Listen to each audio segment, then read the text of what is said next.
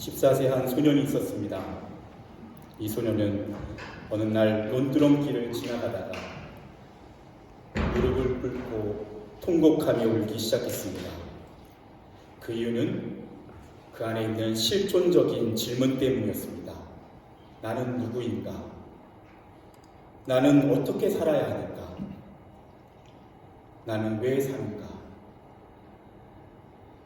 그는 이러한 치열한 실존적인 질문을 가지고 깊이 문학에 심취하기 시작합니다. 특별히 헤르만 헤세의 책을 읽으며 그의 공감대를 느끼게 됩니다. 그리고 이후에 철학에 깊이 빠지면서 그는 니체와 헤르만 헤세 그리고 하이데거, 사르트르 이러한 실존주의적인 철학 안에 또한 깊이 빠지기도 합니다. 그는 철저한 무신론자로서 자신이 가지고 있는 그 질문에 대해서 찾고자 치열하게 질문합니다. 하지만 그는 끝내 그 질문을 찾지 못합니다. 오히려 헤르만 헤세가 말한 어쩌면 우리가 인생에서 출구로 사용할 수 있는 것이 자살이라고 하는 그 논리에 설득을 당하고 19세에 자살을 시도하게 됩니다. 아무도 사랑할 수 없던가 자유를 찾아 떠났던 무신론의 삶은 허무했기 때문입니다. 그렇게 청소년 시기를 깊은 실존적인 방황을 거치며 20대가 됩니다. 그리고 어느 날 여전히 그 실존적인 갈등 안에서 교회의 종소리를 듣게 됩니다. 그리고 그 종소리에 이끌려 가게 된 교회 안에서 하나님을 만납니다. 이 사람은 바로 한국을 대표하는 설교자 김남주 목사님입니다. 여러분, 우리는요 이 모두 이러한 질문에 대해서 감추고 살아가지만 가장 정직하게 우리의 삶을 돌아보면 우리는 이 질문에 대해서 절대 회피할 수가 없습니다. 나는 누구인가? 나는 왜 사는가? 나는 어디서부터 와서 어디를 향해 가는가? 우리는 이 진지한 질문에 대해서 결코 부인할 수가 없습니다. 콜틀리는 이런 말을 했습니다. 철학은 우리로 하여금 질문하게 하고 신학은 이에 대해서 대답하게 한다. 여러분, 그렇습니다. 우리는 이 인생 가운데서 특별히 철학적인 질문을 던질 수밖에 없는 우리의 실존 안에 있습니다. 놀랍게도 그러한 질문들은 가득하지만 그것에 대한 확실한 대답은 없습니다. 그렇지만 놀랍게도 성경은요 바로 그것에 대해서 대답합니다. 나는 누구인가? 나는 왜 사는가? 나는 어디로부터 와서 어디를 향해 가는가? 왜 나는 없지 않고 있는가? 성경은 바로 그러한 인간의 가장 본질적인 질문에 대해서 대답합니다. 특별히 성경은 창조를 통하여 우리에게 그것에 대해서 대답합니다. 여러분, 창조는 무엇입니까? 우리는 창세기 1장 1절을 통해 태초에 하나님이 천지를 창조하시니라 라고 말씀하고 있습니다. 여러분, 창조는 무엇을 담고 있고 어떤 의미를 담고 있죠? 우리는 창조에 대해서 다양한 관점을 통해서 바라볼 수 있지만 먼저 창조는 하나님의 위대한 사랑의 열매입니다. 요한일서 4장 16절에서는 하나님은 사랑이시다라고 정의합니다. 사랑이신 하나님께서는 삼위일체 하나님을 통해서 존재하시면서 그 사랑이 흘러 넘쳐나서 흘러 나타난 것이 창조입니다. 마치 사랑하는 남녀가 결혼을 하고 그 결혼한 그 풍성한 사랑이 흘러 넘쳐나서 사랑하는 자녀를 낳게 되는 거죠. 삼위일체 하나님께서 사랑으로 존재하시면서 사랑의 연합으로 함께 하시면서 그 사랑이 흘러 넘쳐나서 자연스럽게 이 땅 가운데 주어진 것이 바로 사랑의 창조입니다. 그래서 성경은 먼저 우리에게 우리는 그냥 존재하는 것이 아니라 사랑이신 하나님께서 그 사랑의 원인으로 사랑이 동기가 되어서 우리가 창조되었다라고 말씀합니다. 그 사랑이 온 우주 만물을 창조했다라고 말씀합니다. 그래서 7일 동안 그 창조의 행위가 지속될 때에 특별히 6번에 걸쳐서 그분은 뭐라고 말씀하십니까? 보시기에 좋았더라. 토부. 보시기에 좋았더라. 이 말은요, 그야말로 너무 좋다. 그 황홀함에 대한 표현입니다. 그 하나님께서 그 창조를 통하여서 그 사랑의 만족감을 드러내시는 감탄사가 바로 보시기에 좋았더라. 보시기에 심히 좋았더라입니다. 사랑하는 여러분 이 자리에 있는 한 사람 한 사람은 그냥 우연히 존재하지 않습니다. 여러분은요, 하나님이 사랑하셔서 사랑의 위대한 계획 안에서 창조하신 존재인 줄 믿습니다.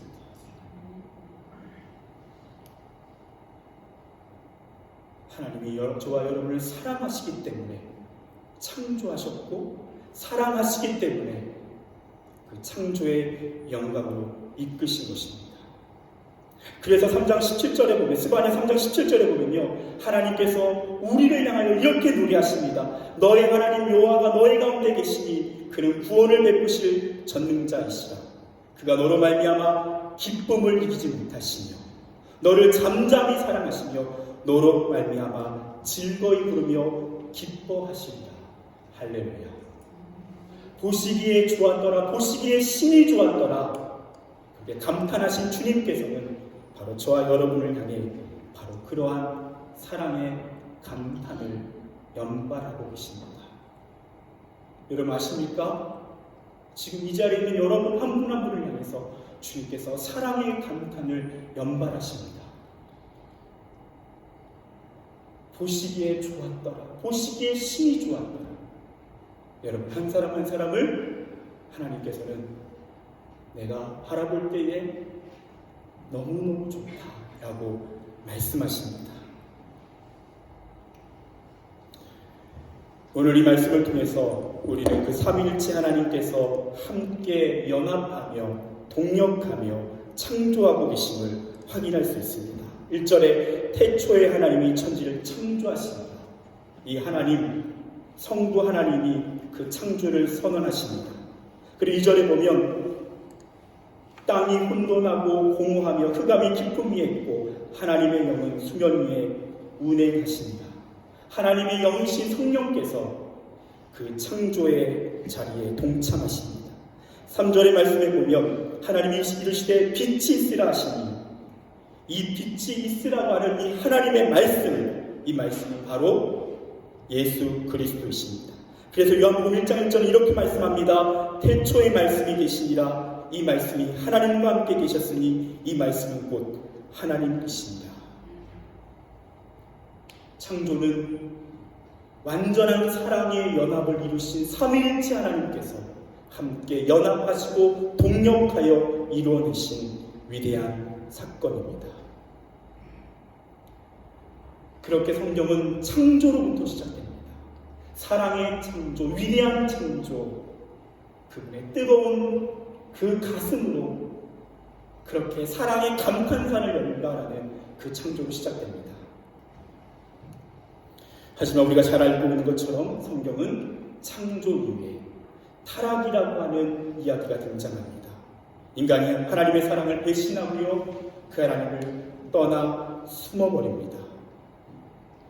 성경은 창조 그리고 타락 이후에 구속이라고 하는 이 세 가지의 흐름을 통해서 우리에게 제시됩니다. 우리를 창조하신 하나님께서 타락한 인간을 포기하지 않고 구속하기 위해 그분은 구원의 여정을 시작하십니다. 그리고 요한계시록 21장 1절에서는 성경의 결론이 등장합니다. 또 내가 새하늘과 새 땅을 보니 처음 하늘과 처음 땅이 없어졌고 바다도 다시 있지 않더라. 요한계시록 21장 5절 보좌에 앉으신 이가 이르시되 보라 내가 만물을 새롭게 하노라 하시고 또 이르시되 이 말은 신실하고 참되니 기록하라. 여러분, 이 말씀이 어떤 의미입니까? 창세기는요, 성경의 서론에 해당하고요, 요한계시록은 성경의 결론에 해당합니다.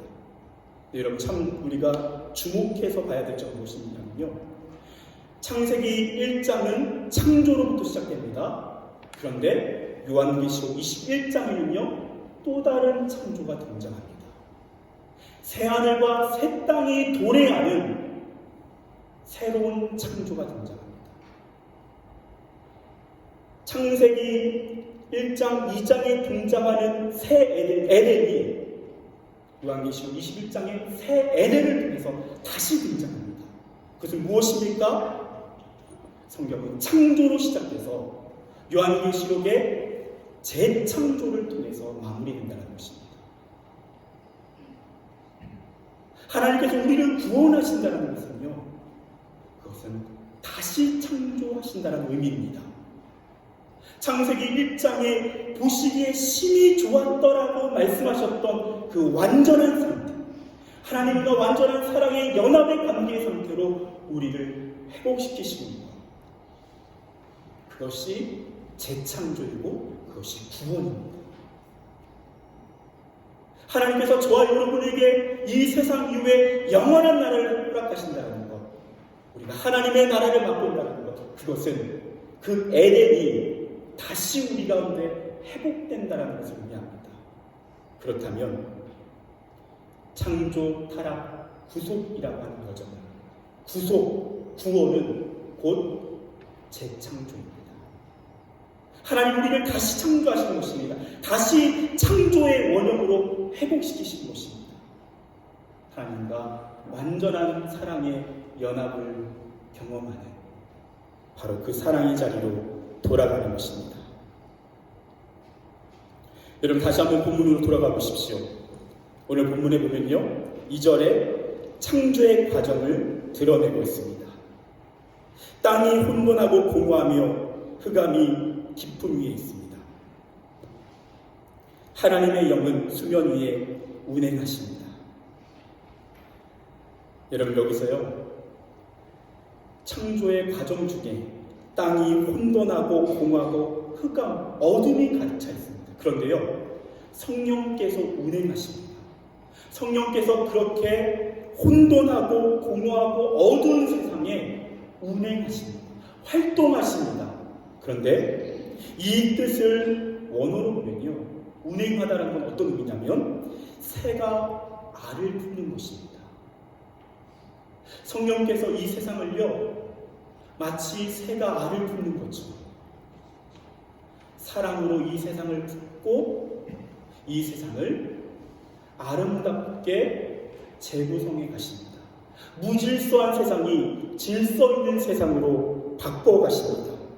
그래서 3절에 빛이 있으라 그 말씀과 함께 어둠이 가득했던 세상 가운데 빛이 시작됩니다.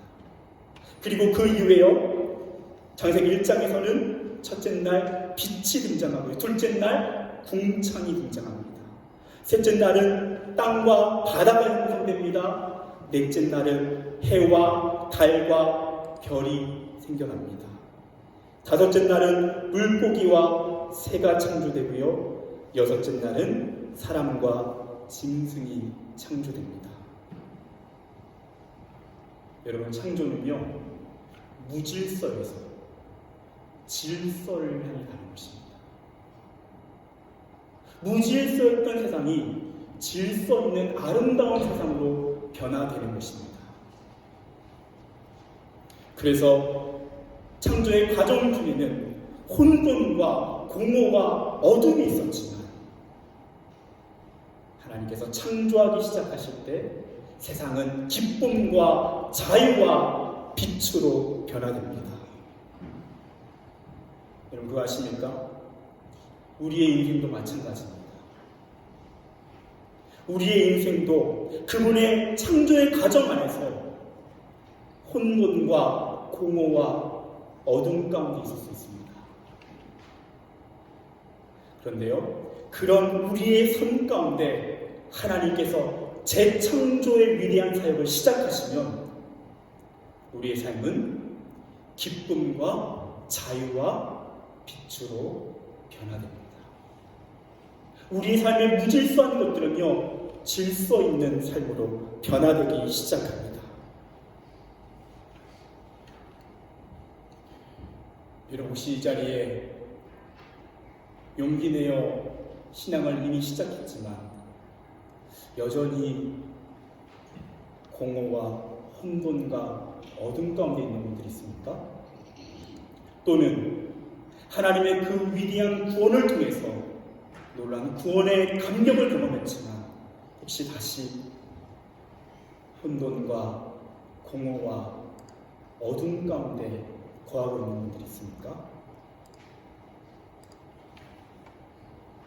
여러분, 그런 우리의 삶 가운데 삼위일체 하나님께서 다시 그분의 재창조의 사역을 시작하신다면 우리의 삶은 기쁨과 자유와 빛으로 변화될 줄 믿습니다. 여러분, 우리가 어떻게 해야 되겠습니까? 삼위일체 하나님께 다시 우리의 삶의 주도권을 드리는 것입니다. 성부 하나님께서 내 인생의 창조자가 되시며 구원자가 되신다는 것을 인정할 수 있기를 축복합니다. 성령께서 내 삶에 자유롭게 활동하시며 그분이 운행하셔서 마치 새가 알을 품듯이 내 삶을 다시 보듬어 주시기를, 여러분의 인생을 내어주실 수 있기를 축복합니다. 예수 그리스도의 말씀이 저와 여러분의 삶 가운데 다시 선포되어져서 그 말씀이 우리의 삶의 빛으로 역사하는 그런 일들이 시작되기를 축복합니다. 여러분, 오래전에 영국에 있었던 일입니다. 런던의 템즈 강변에서 한 노인이 잘 조율도 되지 않은 낡아빠진 바이올린을 가지고 연주를 하고 있습니다. 그리고 그 바이올린을 연주하면서 국어를 하고 있습니다. 그런데 지나가는 사람들이 별로 관심을 기울이지 않습니다. 그 소리가 별로 듣기에 좋지 않았기 때문이죠. 그런데 갑자기 한 외국인이 그 노인에게 다가옵니다. 그러더니 말을 건네면서 이렇게 말하죠. 제가 바이올린을 좀 다룰 줄 아는데 제가 대신해서 연주를 해드려도 되겠습니까? 그러자 그 노인이 잠시 쉬기도 할 겸 그 바이올린을 그 외국인에게 잠시 넘깁니다. 이 외국인은 잠시 바이올린을 조율한 후에 천천히 활을 당기며 연주를 시작합니다. 아름다운旋律이 흘러나오고요, 주변에 많은 사람들이 몰려들기 시작합니다. 연주가 끝날 때마다 박수가 터져 나오고요, 연주가 계속될수록 어떤 사람들은 눈물을 흘리기 시작합니다. 그리고 모두가 기꺼이 기쁨으로 주머니에 동전을 꺼내어 노인의 모자에 돈을 넣습니다. 그런데 갑자기 한 사람이 외칩니다. 저 사람은 니콜로 파가니니입니다. 이 사람은 이탈리아의 전설적인 바이올린 연주자 니콜로 파가니니였습니다.